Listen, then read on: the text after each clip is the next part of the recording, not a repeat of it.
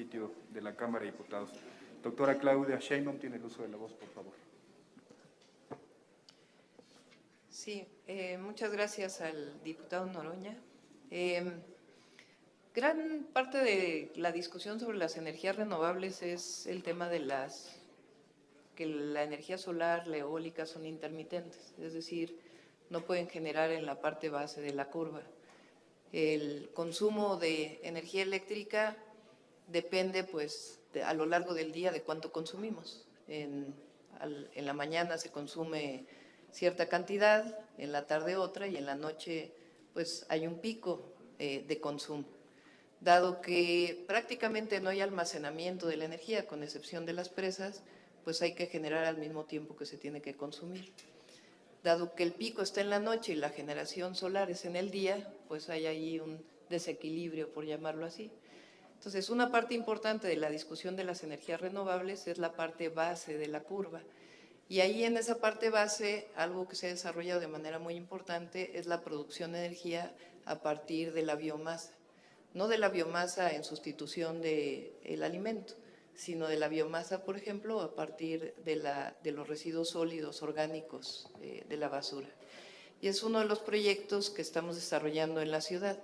A partir de la basura orgánica se produce electricidad o se gasifica y se produce electricidad y al mismo tiempo se producen pellets de carbón vegetal que permitirían sustituir en carboeléctricas de Comisión Federal de Electricidad o en su caso inclusive en cementeras o inclusive almacenarlo de tal manera que se capture energía.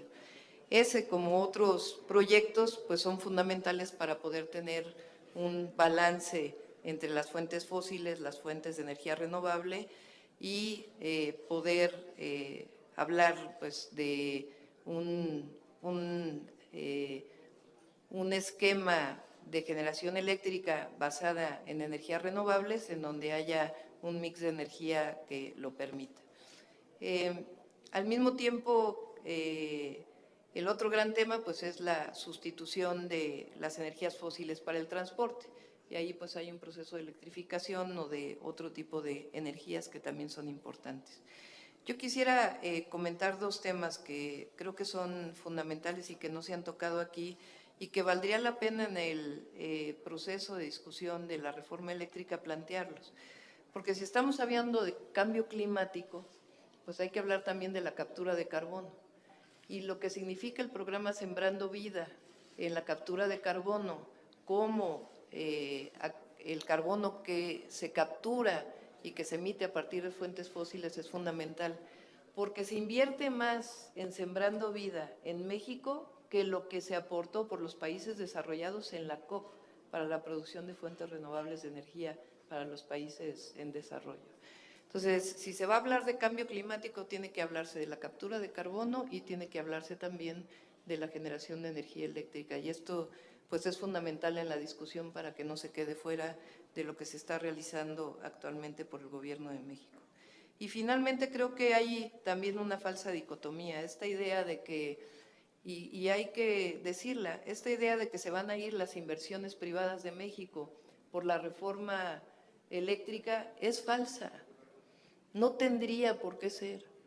Más bien hay que conocer la reforma eléctrica que se está planteando, lo que significa en términos del desarrollo del país, lo que significa en términos del ordenamiento futuro, y entonces sí, las inversiones privadas de distinto tipo tienen un potencial mucho mayor, dado que se ordena el sector eléctrico nacional y la producción de energía que es fundamental para cualquier inversión privada.